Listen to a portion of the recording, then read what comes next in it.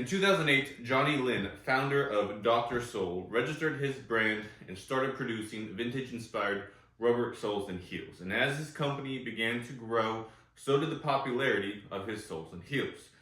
So why are they so popular today, especially in the heritage boot world, and why do we charge so much to install them? Well, I'm Oliver the Shoe Man. My wife and I own and run our family's 5th generation shoe repair business right outside Nashville, Tennessee, and that's exactly what we're going to be answering in this video. We're also going to cover the difference between their half soles, their full soles, what midsoles you could choose when doing the half sole recraft, and we're going to show you step by step how we install the Dr. Sole half sole recraft on these Red Wing 3340s blacksmiths. First step is obviously we got to take the old soles off. You can see these are hardly worn. I do a lot of newer boots just because people, they want to customize their boots. They want to take their heritage style boots and take them to the next level. I did a video about, I think 2 months ago on the Dr. Sole full sole version, going over the pros and cons of that sole. So after this, you can go check that out if you want. But the full sole version and the half sole version are different. Now, if you watched that full sole version, you would have known, or you would know, that in that video I said I couldn't, with all the research I did, I couldn't find what the name of the rubber is, like the rubber compound. Like this Vibram sole is a nitrile rubber. But what I do know is that the full sole and the half sole, again, is different. You can see this half sole has like little cork specks. And it's very similar to the original Iron Ranger sole, the smooth cork sole that had the infused cork inside of it. That's very similar to this. This is their full sole, and that doesn't have that. Now, this also comes in a green, but it's more of a lime green instead of this army green. There also is a black Dr. Sole full sole, but it's a raw cord sole. And so instead of having cork infused into it, it's got heavy threads infused into the sole. Now, I am not too sure exactly what all of that is for, having the cork and the heavy threads infused. I've heard sometimes it's more comfortable, lasts a little bit longer. I personally have to do some more research on that, but I'm not too sure why they do that.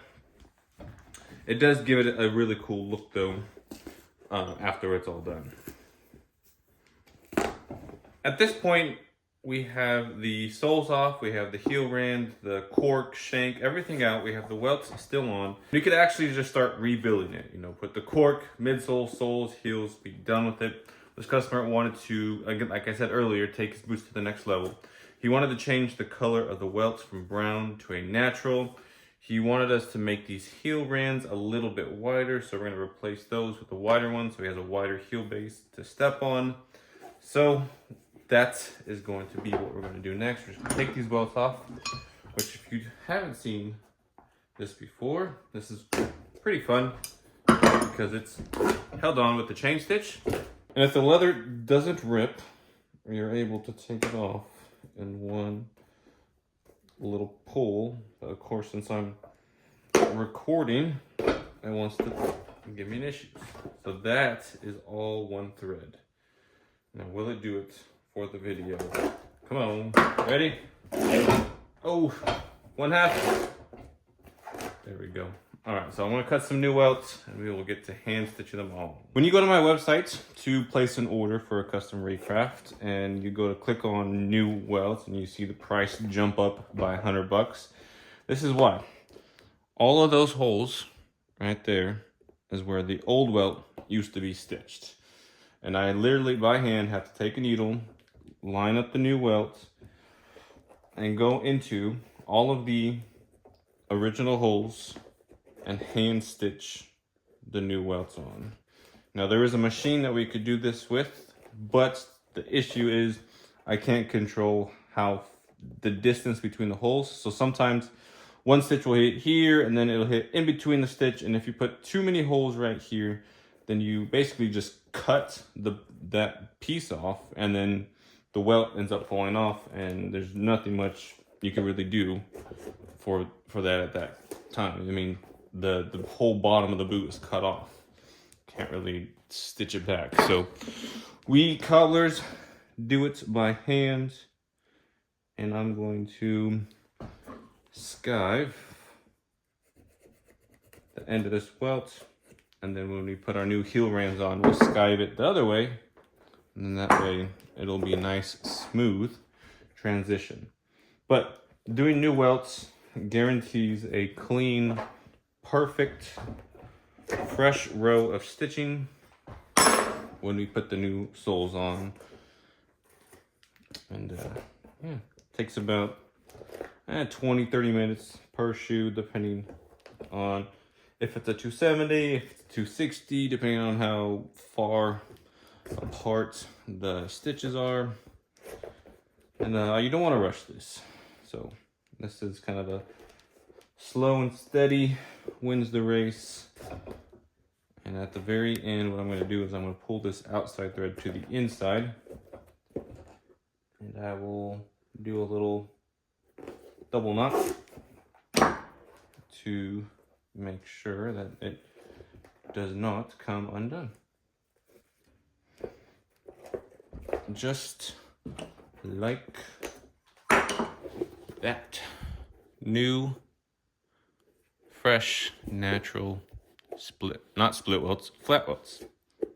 Very nice. Okay, now that we have our new wider heel rams, you can see it's fairly wide. We'll trim that down. We got the shank, the same shank put back in as a nice beefy 3-rib shank. We got cork, welts. We're now ready for our midsole. Now there's two different midsoles that we could do. We do the thin leather, which is a 7 to 8 ounce, and a thick leather, which is a 10 to 11 ounce. So you can see the difference here. Now, there is a third option. We can do 2 layers of the thin leather midsole, but we can only do that on the full soles, not the half soles, because we can't stitch the 2 layers, the welt and the half sole all together. It's too thick for my machine. Now, with the full soles, we can get away with that because we could just glue it on top, and the glue that I have holds this very well, very well. Don't have to glue the soles on. But with the half soles and this junction right here, I just don't like to take a chance, even with these little brass tacks we put in here. So I only offer our thin leather midsole and our thick leather midsole with our Dr. Sole half soles. Now, if you weigh 185 pounds or below, do the thin. If you're 185 and above, do the thick. This customer chose the thick leather midsole, and so we're going to go ahead and put this on as our base for the Dr. Sole half soles.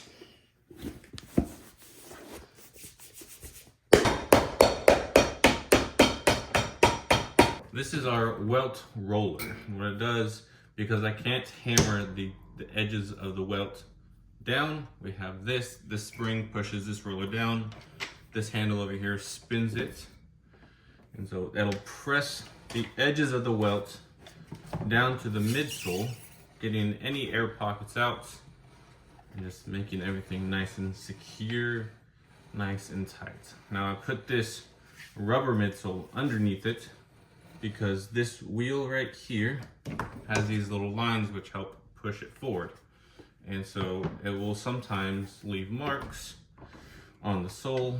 I'll do it behind the heel so you can see. Yeah, you see those little lines? I really don't like those lines. Now down here, if I could set you guys up right, is the same machine. This is the cutter. This has a blade on it, and we'll turn the same handle and go around the edges, and that'll trim all of the excess leather for me, so I don't have to sit at the sander trying to sand all of that, or struggle cutting the thick leather with my knife. This makes life a whole lot easier. So now we're going to take it to the sander and do a rough shape and get it ready for the half soles. So for those of you who don't know, these Dr. Soul half soles come in this brick reddish brown color, black, cream, and this army green. Now, this customer chose the army green, so that's the one we're going to be doing today. We're going to first, now that we have the boots rough trimmed, we're going to mark our heel. Then we can take our sole and then make sure that the logo is centered. What I'm doing is, this is the center of the sole. This is the center of the nails. Now, if I go straight across, right? Look at how it lines up. This is canted off of that way. But if I center up this, then look what happens. It's kind of at a tilt. So I have to do it at a tilt so that this is centered. But I also have to make sure that the nail holes are centered as well. Okay, so I got that there. Just gonna run my knife right there. Now we have the lines marked for the heels and the soles. We're gonna do the same thing for this one. Now I'm just gonna make sure that they line up with each other pretty much even. Now I'm gonna show you guys my favorite tool before we go ahead and cut the notch. This is a Stanley number 199. It's for, oh my gosh, I'm tightening it on camera. That's funny. Anyway, it's what I have. It's my main knife that I use. It feels comfortable in the hand. I love it. And yes, it's a pain in the butt to try to replace the blades, but with this screwed in here, there's no wiggle in the blade whatsoever. Like other ones that are like a quick release, I've never found one that fit my hand properly, and two that don't have a jiggle in the blade.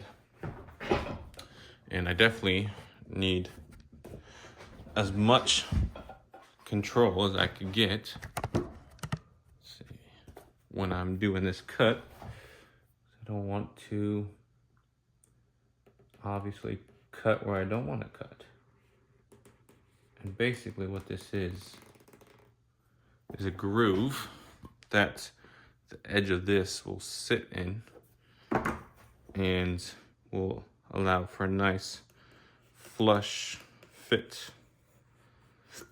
And that way there's no little, I guess, gap or lip right there. It'll sit flush into the sole and look like it was a part of that sole. Just a little cut here.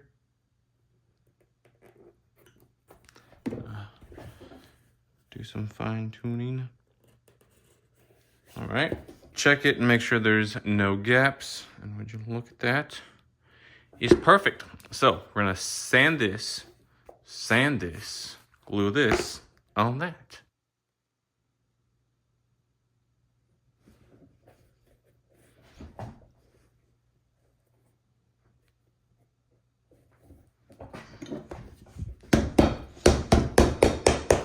Now that we have our half soles on, we are ready to stitch the new welts, the midsole, and the soles together. Before we do that though, these are two 70-degree welted boots, which means the welt starts right there, goes all the way around the toe, stops right there, and you have that heel rand that gets nailed on in the back. Now, we can convert this to a 360-degree Goodyear welts. We have to take the foot beds out, add the gimming around the back. I've done that in other videos. Or we could do a wider heel rand and stitch it like a 360. but still nail the back. And that gives the illusion of a 360-degree welt, gives you that wider heel base, and it's a little bit cheaper than paying for a full 360 Goodyear welt conversion. All that being said, the customer just wanted us to stitch it to 270, so that's what we're gonna do. He wanted white on top, white on bottom, so you'll see a white stitch on the welt and a white stitch on the bottom.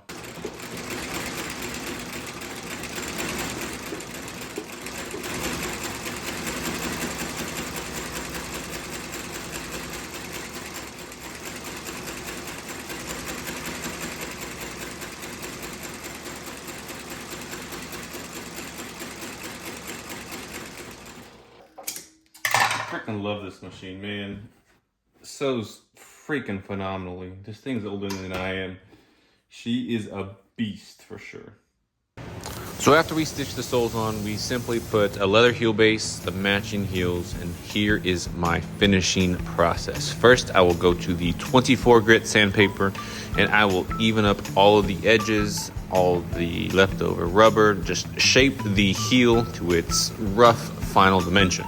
And then I have to obviously make sure they match before moving on to the finishing. This is my finishing belt. This is basically getting all the rough sandpaper marks from that 24 grit sandpaper, but it does kind of burn the leather with how smooth that sandpaper is. And for my final finishing, I will take some water on a spray bottle and wet the edges. Then I'll go back in and do a very light sanding as a finish to get rid of all the burn marks on the leather. After that, I'll take some time and with a sanding block, finish up those edges, smooth it all out. I know spending this much money on a pair of boots is a lot for some people, and I get that. I put a lot of time into my recrafts, so I want to make sure when you get your boots back, they look absolutely fantastic and you're really happy with how they turned out. And I do my best to make sure that even the smallest details are as good as possible, even when it comes to putting these brass tacks in the waist. It's not necessary, but I like adding them. It looks cool, and it's those small details that really make these jobs perfect.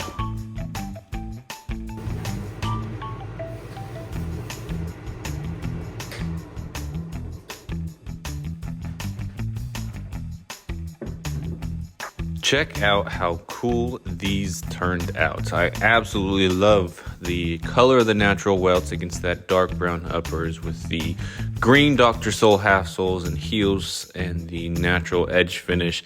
Looks absolutely beautiful and perfect. I normally don't like white stitching on a natural welts just because I think it blends in, but I think these turned out really great. It really highlights the green Dr. Soles and half soles and the edge finish. It doesn't really take away from it. If you guys have any questions about getting this done, I do take mail-in repairs. You can give me a call or text. All my contact information will be down below. Thank you guys so much for watching. I do greatly appreciate it. If you found this video valuable, hit that like button and subscribe for more boots content just like this. Now, if you want to get your boots recrafted, like I said, I do take mail-in repairs. All you gotta do is head over to my website. It's super easy. Once you guys are here on my website, you hit the 3 bars at the left-hand corner. You'll hit repairs, shoe repair, and boots and dress shoes. Here you'll see all the different sole options we offer, including the Dr. Sole full sole, half sole, wedge, lugs, all that good stuff. Go on to the Dr. Sole half sole. You'll see a few pictures of ones that we've done in the past so you can get an idea of what it would look like. We have a brief description and what's all included. Here you get to choose if you want new welts or not. You get to pick your midsole. If you want to add French tips, you can. Sole color, stitch color, and edge finish. Once you're happy with your custom recraft, add this to the cart. Just check out like normal, like you're checking out of Amazon, and you'll get an email confirmation right after with the shipping instructions. Mail them on in, and I will give you a call as soon as they arrive to finalize the details and get you in line. Again, thank you guys so much. Until next time, God bless you guys.